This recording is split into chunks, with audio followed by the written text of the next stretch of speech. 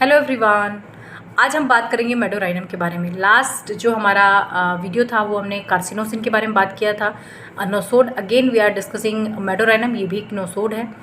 मैं दो बातें हमेशा डिस्कस करती हूँ कभी भी किसी रेमेडी के साथ, उसकी दो यूटिलिटी लेकर के चलती हूँ। तो पहला एक ये है कि एज अ कॉन्स्टिट्यूशनल रेमेडी हम किस तरह से नोसोड को सेलेक्ट करेंगे, एंड सेकेंड वन इज़ जो मियाज़मेटिक डिसीजेज़ हैं, कॉम्प्लेक्स डिसीजेज़ हैं, वहाँ पे नोसोड किस तरह से काम करता है, क्या सिम्टोमेटोलॉजी है, ये है ना। तो दोनों ही चीज़ों को हमें अपने प्रिस्क्रिप्शन के साथ लेकर के चलना होता है। वी कैन नॉट थिंक कि सिर्फ एक ही, जिसे हम बोलते हैं कि बायास नहीं होना है।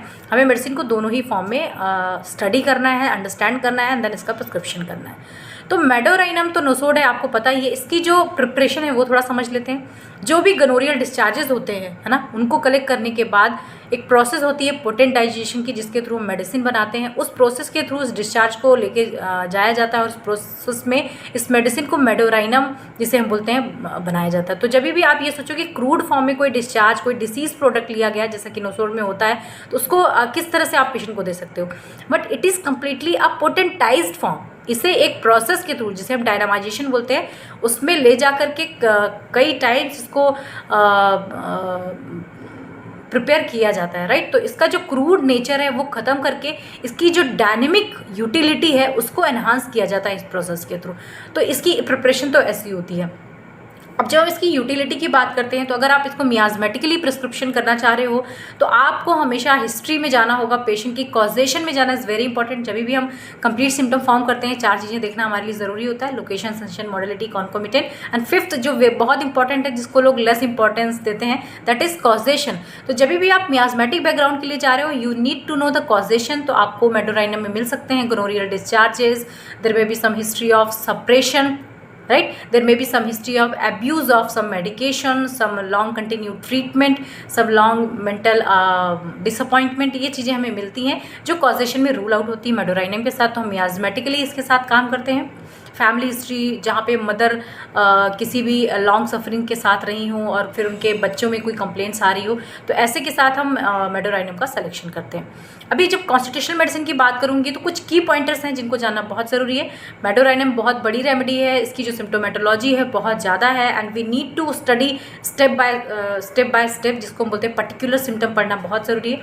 बट एज अ होल जब हम मेडिसिन को अंडरस्टैंड करते हैं, मेडोराइनम को हम स्टडी करते हैं या सिलेक्ट करते हैं, तो क्या नॉलेज होना चाहिए उस बारे में बात कर रही हूँ आज।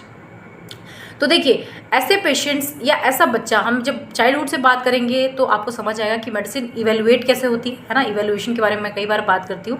तो वो कैसे होती है, आफ्टर बर्थ जब कोई बच्चा चीज़ों को एक्सपोज करता है, वो चाहे मेंटल लेवल पे हो, चाहे वो एटमॉस्फेरिक फिजिकल लेवल पे हो, उसका अलग अलग रिएक्शन आता है। तो मेडोराइनम में आप देखोगे ऐसे बच्चे जो बहुत ही लविंग, बहुत ही केयरिंग, बहुत इमोशनल, बहुत सपोर्टिव हों, और बहुत ओवर पॉजेसिव बच्चे। आप पल्सेटिला भी यहाँ पे समझ पा रहे होंगे कि बहुत वो क्लिंग करता है, but pulsatilla is clever, right. तो उस वजह से वो कर रहा है कि मुझे अफेक्शन इसलिए चाहिए, सिंपैथी इसलिए चाहिए बिकॉज मुझे कोई डांटे ना, इस टाइप का। But Medorrhinum is real love, है ना। He seek for love, he give love. इसमें इतना ज़्यादा अफेक्शन है, इतना ज़्यादा केयरिंग है फ्रॉम हार्ट, है ना। अंदर से उसको टची फीलिंग आती है। So touchy, heart touchy is Medorrhinum. और इसमें एक ही कॉन्ट्राडिक्टरी सिचुएशन इसी के साथ और मिलती है कि हैट्रेड सिमिलरली यहाँ पे मिलता है। जितना ज़्यादा वो लव करता है उतनी ही ज़्यादा हैट्रेड है मेडोराइनम में। सो ऐसे बच्चे जो अपने पेरेंट्स से बहुत प्यार करते हैं, बहुत केयरिंग, बहुत लविंग, ओवर प्रोटेक्टिव, पॉजेसिव बच्चे, and they are now in condition of hatred. अभी उनको बिल्कुल नफरत हो गई। आपको लगा अपने पेरेंट्स से कोई इतनी नफरत कैसे कर सकता है, अपने ब्रदर, अपनी सिस्टर से ऐसी नफरत कैसे कर सकता है। तो hatred is there, like natrum mur को आपने देखा था ना कि हैट्रेड है वहाँ पे, लेकिन वहाँ कंडीशन अलग है। यहाँ पे क्या है कि उसने इतना लव किया, इतनी केयर करी, उसके बाद अगर कोई इमोशनल अपसेट या डिसअपॉइंटमेंट आया तो पेशेंट टर्न हो जाता है हैट्रेड में, राइट। फिर अभी यहाँ पे ऑब्स्टिनेसी भी आ जाती है। अगर कोई लवेबल है, केयरिंग है, पॉजिटिव है, तो बहुत ज़्यादा चीज़ों को ईजिली अंडरस्टैंड करता है, ईजिली माइल्ड भी होता है, लाइक पल्सेटिला चीज़ें समझता है।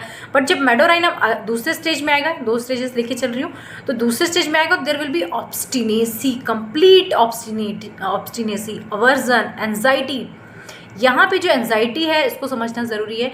Anticipatory anxiety, something will happen. आपने कॉस्टिकम में देखा होगा समथिंग विल हैपन। यहाँ पे ऐसा लगेगा कुछ हो जाएगा। And there is forecasting, patient को ऐसे इंट्यूजन्स होते हैं, उसको ऐसी फीलिंग आती है जैसे कि ये चीज़ें तो फास्ट में हो चुकी हैं। जब कभी कोई डिस्कशन हो, कोई बात होती है, तो पेशेंट, बच्चा या कोई जो एल्डर पर्सन है वो बोलेगा अरे ये डिस्कशन तो शायद अपन पहले कर चुके हैं ना, मुझे ऐसा लग रहा है जैसे ये मीटिंग पहले हो चुकी है, मुझे ऐसा लग रहा है कि हम इस रास्ते से जा चुके हैं। This kind of forecasting. Exam होने वाला, बोले रिजल्ट तो बहुत अच्छा आने वाला, मुझे पता है बहुत अच्छा रिजल्ट आएगा, और आप देखोगे नियर अबाउट ऐसा ही होगा। कोई भी इंसिडेंस, कहीं पहुंचना हो, कुछ करना हो, कुछ होने वाला हो, तो सिमिलरली वो ऐसी स्टोरी बना देगा जो आपको आगे जाकर के बिल्कुल वैसी ही दिखेगी। तो आपको लगा अरे ये कैसे पता चल गया, इसे कैसे पता चल गया। इस तरह के जो पेशेंट होते हैं वो मैडोराइनम के होते हैं। तो यहाँ पे इसकी एंजाइटी भी इंपॉर्टेंट है। अब एंजाइटी है, एंटीसिपेशन है, तो there will be restlessness also, बेचैनी भी रहेगी। तो you need to differentiate from arsenic, aconite और अदर रेमेडीज, क्योंकि एक्चुअल फीलिंग क्या है पेशेंट की वो जानना जरूरी है ना। एकोनाइट में तो देयर इज ग्रेट फियर, उसे डर है, एगोनाइजिंग पेन है, इनटॉलरेबल पेन है और बहुत इंटेंस फियर है, एक्यूट, एकदम से डर बैठ गया, फ्राइट, एकोनाइट। और अगर हम आर्सेनिक की बात करते हैं तो उसे, उसका फियर जो है, उसकी रेस्टलेसनेस क्यों है, उसे बेचैनी क्यों है, अपनी कंप्लेन की वजह से कि ये तो ठीक ही नहीं हो रही है, ठीक नहीं होगी, there is no treatment of my sickness, right? But मैडोराइनम में क्या है, there is anticipatory anxiety, there is disappointment, there is hatred, so he is very much sensitive। जो मैडोराइनम में बहुत बहुत ज़्यादा सेंसिटिव हो जाता है और उस तरह से इसके रिएक्शंस आते हैं। इसकी जो फिजिकल कंडीशन है उसमें कुछ सिम्टम बहुत ज़रूरी है अंडरस्टैंड करना। मैडोराइनम ऑलवेज वांट फैनिंग, तेज फैन चला के रखना, फास्ट फैन, एसी, कोल्ड, उसे कोल्ड ही पसंद है, because he is very much sensitive for sun. जो सनलाइट है, हीट है, उसके लिए सेंसिटिव है, उसे पसंद नहीं है बहुत ज़्यादा बाहर निकलना, गर्म हवा, ड्राई वेदर, उसे ऐसा लगेगा ठंड में रहो, तेज फैन चला के उसके सामने बैठ जाना, एसी चला के बैठ जाना, and always searching for cold places. आपने देखा होगा मैडोराइनम को जो बच्चा है वो हमेशा आइस क्यूब्स लेके उसको सक करता रहता है ना, उसको अच्छा लगता है आइस क्यूब्स खाना। जो एल्डर पर्सन है they always want cold water, cold drink, और उसमें आइस डाल के लेना, एकदम icy cold water. They always use icy cold water for bath. Even जो उसकी एक्सट्रीमिटीज़ हैं उनको भी वो ठंडे पानी में, बर्फीले पानी में डाल करके रखना पसंद करता है। तो सल्फर से हम यहाँ पे डिफ्रेंशिएट कर सकते हैं मैडोराइनम को। तो ये कंडीशंस जो हैं हमें मैडो के साथ मिलती हैं, और अगर ये सिम्टोमेटोलॉजी हमें मिल रही है तो हम कॉन्स्टिट्यूशनली भी इस मेडिसिन को बहुत बहुत अच्छे से प्रिस्क्राइब कर सकते हैं। मियाज़मेटिकली मैंने आपको बता ही दिया कि किस लेवल पे किस तरह से हम इस रेमेडी के साथ जाएंगे। सो अगर ये वीडियो फ्रेंड्स आपको पसंद आता है और आपको मेरा नरेशन अच्छा लग रहा है मेडिसिन की अंडरस्टैंडिंग के लिए, तो ज़रूर से मेरे वीडियो को लाइक करें एंड आप मुझे सब्सक्राइब भी कर सकते हैं। So this is all for today. Thank you so much for watching.